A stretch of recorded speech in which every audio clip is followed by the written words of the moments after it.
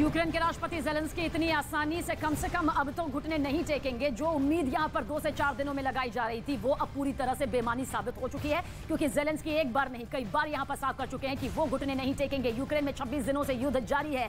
जंग अब परमाणु युद्ध की तरफ बढ़ती दिखाई दे रही है और इसकी वजह से पूरी दुनिया दहशत में है, क्योंकि एक तरफ पुतिन ने अपनी सेना को न्यूक्लियर वॉर छिड़ने के हालात से निपटने के लिए तैयार होने का आदेश दिया, तो दूसरी तरफ उन्होंने सुरक्षा के लिहाज से अपने परिवार को साइबेरिया में किसी सुरक्षित महफूज ठिकाने पर भेज दिया है। माना जा रहा है कि एक छोटे देश यूक्रेन की ओर से मिल रही बड़ी चुनौती से व्लादिमीर पुतिन का गुस्सा भड़क गया है और उन्होंने यूक्रेन को घुटनों पर लाने की चुनौती के तौर पर ले लिया है। यही वजह है कि इस महायुद्ध को जीतने के लिए अब वो यूक्रेन पर परमाणु हमला तक करने को तैयार नजर आ रहे हैं और इससे निपटने के लिए अपने सैनिकों को, रूसी सैनिकों को तैयार रहने के लिए कहा गया है, जिसका सीधा और साफ मतलब यह है कि परमाणु युद्ध, परमाणु हमला यूक्रेन पर रूस के जरिए किया जा सकता है, क्योंकि पुतिन ने साफ कर दिया है, पुतिन ने साफ अपनी रूसी सेना को कह दिया है कि परमाणु युद्ध से निपटने को तैयार रहे, यानी कि जो भी हालात होंगे, उसका जो खतरा होगा उससे निपटने के लिए तैयार यहां पर रूसी सेना को रहना होगा। और कीव पर रूसी सेना के बरसते कहर का सिलसिला बदस्तूर जारी है, जिसकी वजह से यूक्रेन की धरती बद से बदतर होती जा रही है। लेकिन यूक्रेन के जाबाज कीव के किले को न सिर्फ ढहने से बचा रहे हैं, बल्कि कीव पर रूसी सेना के हर हमले का मुंहतोड़ जवाब भी कुछ इस तरह से दिया जा रहा है।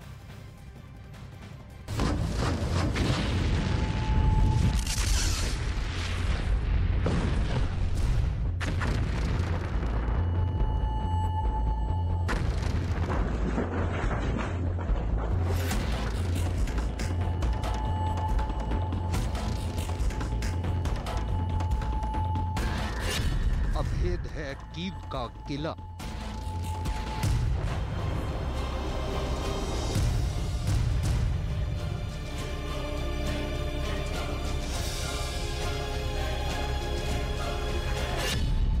कीव पर भीषण प्रहार, फिर भी रूस नाकाम।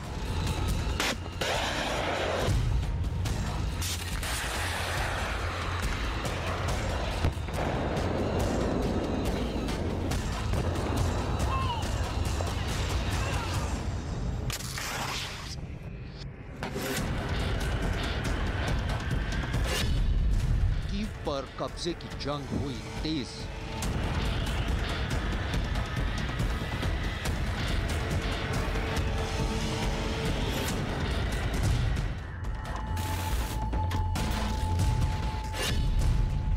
कीव के लड़ाके,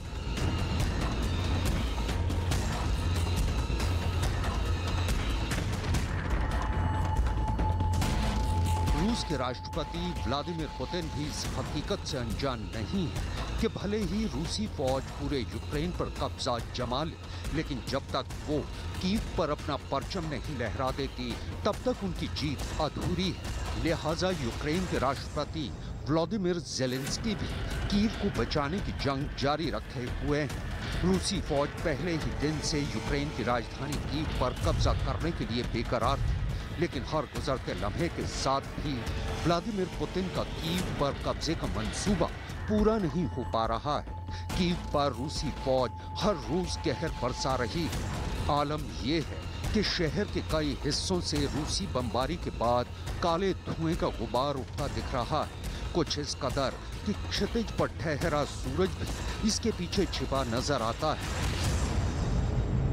आज की तारीख में यूक्रेन की राजधानी कीव एक शहर कम और एक किला ज्यादा नजर आ रहा है।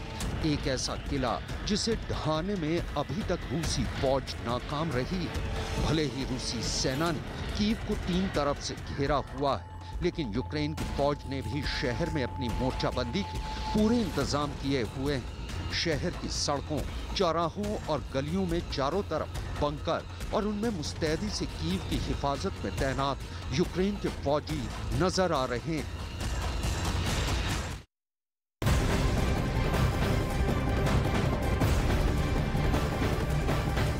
रूस ने एक बार फिर से ड्रोन से हमले करने शुरू कर दिए हैं के बाद एक ऐसी खबरें निकलकर सामने आ रही है जहां रूस अब पहले से ज्यादा सख्त रुख अख्तियार कर चुका है।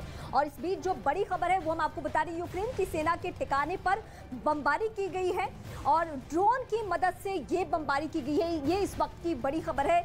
हमले में कई गाड़ियां पूरी तरीके से ध्वस्त, तबाही मचाने की ये कोशिश एक बार फिर रूसी सेना की। और ये हम सैटेलाइट तस्वीरें इस वक्त आपको दिखा रहे हैं, ड्रोन की मदद से बमबारी की जा रही है। ये यूक्रेनी सेना की पोस्ट तबाह होने की तस्वीरें हैं, दावा ये रूसी सैनिकों की तरफ से। ये वीडियो शेयर उन्हीं की तरफ से किया गया है और ये दोनों तरफ से हम देखते हैं, जब यूक्रेन की सेना को बड़ी सफलता हाथ लगती है तो वो भी वीडियो शेयर करते हैं, और जब रूसी सेना कोई सैन्य ठिकाना ध्वस्त करती है या फिर टॉप एंगल से मिसाइलें दागती है, उसकी तस्वीर भी दुनिया के सामने, यानी दुनिया के सामने ये दोनों ही देश ताकत दिखा रहे हैं। लेकिन सबसे ज्यादा अगर किसी को नुकसान पहुंचा है तो वो है यूक्रेन।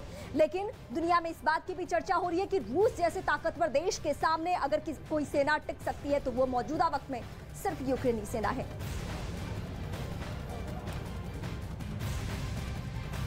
और परमाणु हमला कहने के लिए महज 2 शब्द, लेकिन नतीजे ऐसे जो पूरी दुनिया के होश फाख्ता करने का मादा रखती है। और इस बीच व्लादिमीर पुतिन ने अपनी सेना को दिया परमाणु हमले से बचने की तैयारी का आदेश, जो संकेत है इस बात का कि परमाणु युद्ध हो सकता है। इसलिए आशंका और भी ज्यादा गहरा गई है, क्योंकि परमाणु युद्ध छिड़ने के हालात में लोगों को बचाने की ड्रिल शुरू करने से पहले पुतिन ने सुरक्षा के लिए अपने परिवार को साइबेरिया में किसी अनजान ठिकाने पर भेज दिया ताकि उनका परिवार महफूज रह सके। और परमाणु युद्ध के लिए रूस की तैयारियों से संकेत उस वक्त ही मिलने लगे थे जब उनसे पोलैंड बॉर्डर के पास बसे यूक्रेन के शहरों में हाइपरसोनिक मिसाइलें दागनी शुरू कर दी थी, जो करीब 2000 किलोमीटर दूर से परमाणु हथियार लेकर हमले के लिए उड़ान भर सकती है। और यही नहीं, इससे पहले भी व्लादिमीर पुतिन यूक्रेन पर परमाणु हमले की चेतावनी दे चुके हैं। ऐसे में अगर परमाणु युद्ध छिड़ा तो इसके परिणाम यूक्रेन ही नहीं बल्कि पूरी दुनिया के लिए बेहद खतरनाक साबित होंगे, क्योंकि दुनिया भर में अलग अलग देशों के पास करीब 13,000 परमाणु हथियार मौजूद है। और इनके करीब आधे हथियारों का जिक्र करें तो ये परमाणु हथियार रूस के पास मौजूद है, जो कि अपने आप में महातबाही, महाबर्बादी की कहानी लिखती हुई नजर आएगी। तो 26 दिनों से जारी यूक्रेन और रूस के बीच की ये जंग, युद्ध खत्म होने के आसार तो फिलहाल दूर दूर तक नजर नहीं आ रहे। अब तक यूक्रेन 30 लाख लोगों के पलायन को झेल चुका है। लाखों लोग यूक्रेन छोड़कर देखिए किस तरह से जा चुके हैं। और इसके पीछे की वजह ये 6 तस्वीरें हैं। ये 6 तस्वीरें बताती हैं कि जमीन से आसमान तक कभी भी मौत का गोला बरस सकता है, जिसके डर की वजह से, जिसके खौफ की वजह से यूक्रेन में इतना भारी पलायन जो है वो दिखाई दे रहा है। रूस ने यूक्रेन पर हमला तेज कर दिया है, जिसकी वजह से यूक्रेन के शहर खंडहर में किस तरह से नजर आ रहे हैं। चारों तरफ से बंजर भूमि नजर आ रही है। तो वहीं कीव में बमबारी की वजह से कई इमारतें मलबे में तब्दील हो गई। वहीं सुमाई को देख लीजिए, केमिकल प्लांट पर हमले की वजह से अमोनिया गैस का रिसाव होने लगा। फिलहाल स्थिति नियंत्रण में है। और वहीं मारियोपोल में यूक्रेन की सेना ने पलटवार किया। और यही नहीं, समंदर में भी रूस हमला करने से पीछे नहीं हट रहा। रूस और यूक्रेन युद्ध का आज 26वां दिन, और 26वां दिन भी बीतने को है। दोनों देशों के बीच आज 5वीं दौर की बातचीत यहां पर सामने आ सकती है। दोनों देशों के बीच ये बातचीत बताया जा रहा है कि वर्चुअल तरीके से होगी। इससे पहले दोनों के बीच 4 दौर की जो बातचीत रही वो असफल रही, बेनतीजा रही। कोई नतीजा, बीच का रास्ता शांति की तरफ बढ़ता हुआ नजर नहीं आया। और ये खबर यूक्रेनी मीडिया के हवाले से सामने आ रही है कि 5वें दौर की बातचीत भी हो सकती है, होगी।